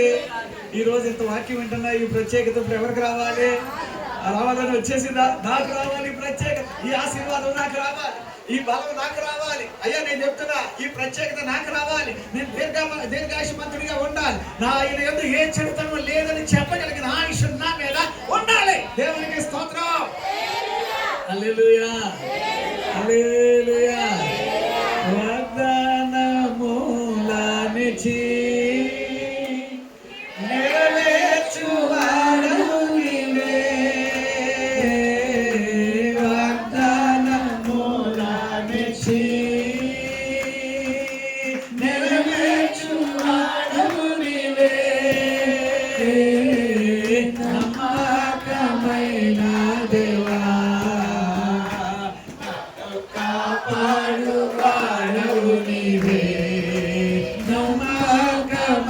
నా దేవా నన్ను కాపాడువాడు నీవే ప్రభువా నిన్ను నేను కొనియాడేదా హల్లెలూయా పాడేదా ప్రభు నిన్ను కొనియాడేదా హల్లెలూయా పాడేదా ప్రభు నిన్ను కొనియాడేదా హల్లెలూయా. అమ్మా, నీ పట్ల దేవుడు వాగ్దానాలు గొప్పవిగా ఉన్నాయి, అవి ఆశీర్వాదకరంగా ఉన్నాయి, అవి బలమైన వాగ్దానాలు, అవి ఆశ్చర్యకరమైన వాగ్దానాలు. ఈ దేవుడు నిన్ను వాగ్దాన భూమిలోనికి అయ్యా పాలు తేనెలు ప్రవహించే విశాలమైన మంచి దేశంలో ఆయన నిన్ను నన్ను ఉంచునుగాక. అక్కడ వెళ్ళామంటే ఆశీర్వాదాలు నిన్ను ఆవరించాలి. అక్కడ ఉన్నామంటే ప్రభు నీతోటే ఉన్నాడు గనక గొడ్డుతనం అనేది ఉండనే ఉండదు అన్నాడు. అప్పుడు ఈ వాక్యాలే ప్రభు పాదాల మీద పెట్టి అడగాలి. అర్థమవుతుందా? నాకు చాలాసార్లు కలలో ప్రభు కనిపిస్తాడు. నేను ఈ వాక్యాలు పట్టుకుని ఆయన పాదాల మీద పడ్డ ఆధారాలు ఎన్నో నాకు ఉన్నాయి. ఒక్కొక్కసారి నేను రాత్రులు ఆయన పాదాల మీద పడి బతుకుతున్నట్టే ఉంటుంది నా బతుకు. తెల్లారేటలకు ఇది కళ అనిపిస్తుంది. అంతలాగా దేవుడు మనతో ఉంటాడు. ఇంకొక వచనం చెప్తాను, ఆ తర్వాత మనం ఇప్పుడు పేతురు గారిదే కదా మెయిన్. ఎందుకంటే ఆయనకి ఎవరు కావాలి? మీరు అందరూ కావాలి. ముఖ్యంగా ఈ పిల్లోడు ఎవరికి కావాలి? ఈ పిల్లోడు ఎవరికి కావాలి? ఏదో ఆయన నా ఇష్టంగా నేను ఉంటానంటే జాగ్రత్త, అంత పెద్ద సముద్రం మునిగిపోతావు. ప్రభు మళ్ళీ నీకు కావాలి. అందుచేత ప్రభుని అడగాలి, ప్రభువా ఈ బోట్లోంచి నేను దిగడానికి కారణం నువ్వే, నువ్వు చెప్తేనే నేను వచ్చాను, కానీ నేను మునిగిపోతుంటే నా సొంత ఆలోచన బట్టి ఏమో ఎక్కడి చేపలు ఉన్నాయని అయ్యెత్తుకుంటాడు. ఎందుకంటే పేతురు గారు బుద్ధి ఎప్పుడు చూసినా అదే కదా. అలాంటి మనిషి ఇప్పుడు ఎవరిని చూడాల్సి వచ్చింది? యేసును చూచినంత వరకు మనం మూలం. దేవునికి స్తోత్రం. యేసు ప్రభు అంటే ఈ వాక్యాన్ని పట్టుకున్నంత వరకు నువ్వు తలగా ఉంటావు. దేవునికి స్తోత్రం. యెహెజ్కేలు గ్రంథానికి రామ్మని ఒక్క రెఫరెన్స్ చదువుదాం. 20వ అధ్యాయం 6వ వచనం ఒకసారి చదువమ్మా. 26వ వచనం. దేవునికి స్తోత్రం. వారిని ఐగుప్తు దేశములో నుండి రప్పించి వారి కొరకు నేను విచారించిన దినము పాలతేనెలు ప్రవహించున్నదియు సకల దేశములకు ఆభరణమై. ఏంటమ్మా అమ్మా ఏమన్నా సకల దేశాలకు నువ్వు ఎలా ఉండాలట? ఎంటకాదేమమ్మా ఆభరణం అంటే ఏంటండి? ఏది పడుతుంది ఆభరణం ఏంటి? ఏదో తాడేలా కత్తిరించి మెడగట్టేసుకుని కదా ఆభరణమా? దానికి అన్ని డిజైన్లు, ఎన్ని ఆకర్షణ, ఎంత డిమాండ్ చెప్పరా? ఏమ్మా గొలుసులు వేసుకునే వాళ్ళు మీకే తెలియాలి కదా. అయ్యి బాబు గొలుసు కొనడానికి వెళ్ళారనుకో బంగారం షాపులో కాదు, మామూలు ఏదో తుప్పట్టి ఉంటుంది చూడండి, రోల్ గోల్డ్ ఏదో గోల్డ్, అవి కొనడానికే మీరు మామూలుగా టైం స్పెండ్ చేస్తారు తక్కువ. ఆడ అమ్మేవాడు పిచ్చోడు అయిపోతాడు ఒక్కొక్కసారి. ఎందుకంటే కనీసం కొనేది ఒక 1000 రూపాయలు అయితే కనీసం 1000 ఐటమ్స్ కిందకి దింపుతుంది. అది ఇది కదా. కానీ ప్రభు అంటున్నాడు, నానా నువ్వు ఎలా ఉండాలంటారా? నువ్వు ఎలా ఉండాలంటారా? ఎలా ఉండాలంట?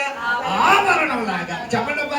ప్రభు నన్ను ఆభరణముగా చేయునుగాక, ప్రభు నన్ను ఆరోగ్యముగా చేయునుగాక, ప్రభు నన్ను బలవంతుడిగా చేయునుగాక, ప్రభు నన్ను దీర్ఘాయుష్మంతుడిగా చేయునుగాక, ప్రభు నన్ను ఆశీర్వాదకరంగా చేయునుగాక. హల్లెలూయా హల్లెలూయా హల్లెలూయా.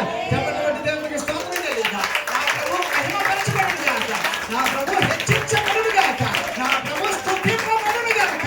ఆయన నిన్ను ఆభరణముగా, ఆయన నిన్ను దీర్ఘాయుష్మంతుడిగా, ఆయన నిన్ను ఆరోగ్యవంతుడిగా, ఆయన నిన్ను బలమైన మనిషిగా, ఆయన నీతోటే ఉన్నాడు కనుక ఈ ఆశీర్వాదాలు నీకును నీ పిల్లలకును చెప్పే నాకు కూడా తోడై ఉండునుగాక.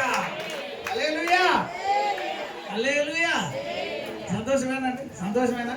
ఇప్పుడు పేతురు గారితో ఏమన్నాడు? నువ్వు రాయ అంటే అప్పుడేమో బోట్లోంచి కిందకు దిగాడు. మళ్ళీ ఇక్కడ ఏమో అంటున్నాడు, ఇక్కడ బైబిల్లో చేపలు పట్టుకునే అతను పట్టుకొని నువ్వు రాయ జాలర్ని నేను మనుషులు పట్టే జాలరుగా చేస్తానంటే వచ్చేసాడే లేదా? వచ్చేసాడమ్మా. ఆయన అలా వచ్చేసి మళ్ళీ ఏమన్నాడు తెలుసా? ఎక్కడ నేను సమస్తం విడిచిపెట్టి వచ్చాను, నాకు ఏమిస్తావు అంతేనా? 19:27 మత్తయి. అంటే ఇన్ని చేశాక ఇప్పుడు పేతురు గారు నీడ పడితే ఏమవుతుందమ్మా? చెప్పండి అమ్మా. నువ్వు అడుగు పెట్టే ప్రతి స్థలం దీవెనకరంగా ఉండునుగాక. నువ్వు అడుగు పెట్టే ప్రతి స్థలం దీవెనకరంగా ఉండునుగాక. నా వాక్యాన్ని వినండి. నా ప్రభు చెప్పే వాక్యం మీకు కనుక అర్థమైతే నువ్వు వెళ్ళు చోటల్లా నా ప్రభు నీకు ముందు ఉండునుగాక, నా ప్రభు నిన్ను దర్శించునుగాక, నిన్ను బట్టి నా ప్రాంతం బాగుపడాలి. నిన్ను బట్టైనా వీధి బాగుపడాలి, నిన్ను బట్టైనా అక్కడ దుష్టులు ఉంటే వారు నోరు మూసుకోవాలి, నిన్ను బట్టైనా గొడవలు అనగాలి. ఏమంటే ఇలాంటి కార్యాలు చేసే దేవుడు. నేను అంటున్నా, అమ్మ ఎవరు బలహీనులు ప్రభు అని బలపరచును గాక, ఎవరు రోగంతో నేను బాధపడుతున్నాను అంటున్నారో ప్రభు యొక్క ఆరోగ్యపు రేఖలు నీ మీదకి వచ్చును గాక, ఆయన ఆరోగ్యం నీ మీద ఆవరించును గాక, ఆయన ఆశీర్వాదం నీ మీద ఉండును గాక. శాపం పోవాలి, ఆశీర్వాదం రావాలి. నేను అంటున్నా, ఇక నువ్వు ఆభరణం కనబడాట. ఆభరణం అంటే ఏంటి? ఆరోగ్యవంతులకు ఉండే భాగ్యం. అర్థమైందా? రోగిష్ఠుడు మెడలో వచ్చేసి తిరుగుతాడా, తీసని పక్కన పెడతాం కదా. ఎవరైనా అంతే కదా. ఇప్పుడు కిరీటం ఎవరు పెట్టుకుంటారు? అంతే మరి. ఇదైనా అంతే. మీరు ఎప్పుడైనా బయటికి వెళ్తున్నాను, హాస్పిటల్కి వెళ్తున్నప్పుడు వేసుకోండి, 4-5 గొలుసులు వేసుకొని వెళ్ళండి. నువ్వు నిద్రపోయినప్పుడు వాళ్ళు ఎత్తుకుపోతు కాదు. నేను అంటున్నా, ప్రభు నీకు ఆరోగ్యం ఇచ్చాడు కనుక ఆభరణం. నువ్వు ఎక్కడున్నా, అమ్మ మిమ్మల్ని చూస్తే చాలమ్మా ధైర్యం వచ్చేస్తుందమ్మా. నాన్న నిన్ను చూస్తే చాలు నాన్న ధైర్యం వస్తుంది. నాన్న మీరు ఉండాలమ్మా. నేను అంటున్నా, ఈ మందిరానికి వచ్చే ప్రతి వాళ్ళు తలగా మారాలి. నిజంగా నేను చెప్తున్నాను. ఇప్పుడు ఇంత వాక్యం నేను చెప్పింది అంతా ఏంటంటే, నువ్వు ఐగుప్తీ దేశంలోకి బయటకు వచ్చాక నీకు ప్రత్యేకతలు ఉండాలి ఉండాలి ఉండాలి, అది చెప్తున్నాడు. అయితే ఇవి ఎలా వస్తాయి? నువ్వు నీ నోటితో ఒప్పుకోవాలి ఈ వాక్యాన్ని. ఏం చేయాలమ్మా? నువ్వు ఎప్పుడు ఏమనాలంటే నేను బలవంతున్నా అనాలి. ఏమనాలి? చెప్పాలి. నేను ఆరోగ్యవంతున్నా అనాలి. ఏమనాలి? నువ్వు తలొచ్చినా కూడా ఆడో ఈడో వచ్చి ఏం చెప్తాడంటే, నీ మాక డాక్టర్ గారిని గురించి రిపోర్ట్ ఇచ్చే నువ్వు కాసేపు చదువుకొని సంతోషపడు. కానీ నువ్వేమనాలో తెలుసా? ప్రభు నాకు ఆరోగ్యం ఇచ్చాడు. గట్టిగా చెప్ప. అలాగొస్తున్నాను ఇంకా సీరియస్గా. ఇప్పుడు మీకు అర్థం అవడానికి చెప్తున్నా. నువ్వు ఎలాగుండాలి అని అంటే, ఖచ్చితంగా ఏమీ లేవు అని అన్నాను. లేవు అని ఈ పదాలకు వెళ్తే లేకుండా పోతా. లేదు లేదు, నా ప్రభు నాకు ఇస్తాడు. నా ప్రభు నాకు ఇచ్చేవాడు, పోషించేవాడు, నన్ను ఆభరణంగా చూపించాలనుకుంటున్నాడు, నన్ను ఆశీర్వాదకరంగా చూపించాలనుకుంటున్నాడు, నన్ను బలవంతుడిగా చూపించాలనుకుంటున్నాడు, నన్ను దీర్ఘాయుష్మంతుడిగా చూపాలనుకుంటున్నాడు. నేను మంచి దేశంలో పెరిగాను. అబ్రహాము, ఇస్సాకు, యాకోబుల యొక్క ఆశీర్వాదం వాగ్దానం నా పట్ల నెరవేర్చబడిందని చెప్పుకోవాలని చూస్తున్నాడు. అందుకే ఆయన కూడా ఉన్నాడు. దేవునికి స్తోత్రం. హల్లెలూయా. అందుకు నువ్వు ఎవరికి కావాలి? మీ ఇంట్లో ఎవరికి కావాలి? ఓ పని చేస్తారా? నేను నా ఇంటి వారిను అంతే, ఆయన తప్ప వేరే వద్దబ్బా. అర్థం చేసుకోండి. ఈ వాక్యాలు మీకు అర్థమైతే కనుక ఇది నీకు ఆశీర్వాదం, నీకు నీ పిల్లలకు ఆశీర్వాదం, ఎప్పటికీ ఆశీర్వాదం నేను చెప్తున్నా. అయితే ఇప్పుడు లూకాసు సువార్త 5వ అధ్యాయానికి వెళ్ళామనుకో. అంటే యాక్చువల్లీ ఇప్పుడు పేతురు గారిని పిలిచాడు, వచ్చేమంటే వచ్చేసాడు. అలాగే ఒకసారి కాదు, ఎన్నిసార్లైనా పేతురు గారు డైరెక్ట్ గా ప్రభు దగ్గరికి వచ్చేస్తాడు. వచ్చిన అతను ప్రభు అన్నాడు, నేను నిన్ను మనుషులను బట్టే జాలరిగా చేస్తాను. చేసాడో లేదో తర్వాత చూద్దాం. కాకపోతే 5వ అధ్యాయంలోకి వచ్చిన వాళ్ళకి రాత్రంతా ప్రయాసపడ్డాడట. లూకాసు సువార్త 5లో అమ్మా చేపలు పట్టడానికి రాత్రంతా ప్రయాసపడ్డాడట.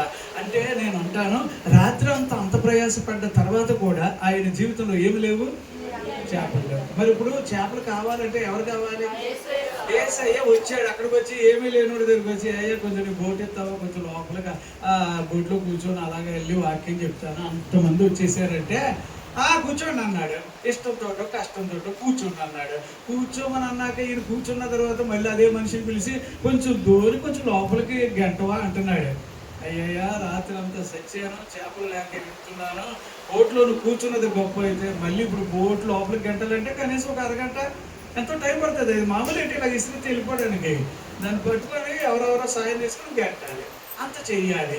సరే ఇప్పుడు ఎందుకు అక్కడి నుంచి ఆయన వాక్యం చెప్తున్నాడు అంటే, అంతమంది వింటున్నారు. ఈయనేమో ఏం చేస్తున్నాడు? అంతమంది మధ్యలో ఏదో ఒడ్డున వలపాలు చేసుకుంటాడట.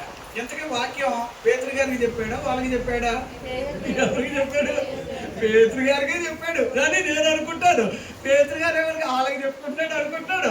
వాళ్ళకే చెప్పిన మొత్తం మీద ఈ వాక్యం ఎవరికి చెప్పాడంటే పేతురికే చెప్పాడు. సరే వాక్యం అయిపోయింది, అంతా అయిపోయింది, అందరూ వెళ్ళిపోయారు. వెళ్ళిపోయిన తర్వాత బాబు ఇట్లా ఇదే బోట్లు ఇదే కదా, చేపలు లేవని అంటున్నా కదా, ఓ పని చేయి, ఇప్పుడు లోపలికి వెళ్ళి నువ్వేం చేయి, ఇప్పుడు వల ఇవయ్యా అన్నాడు.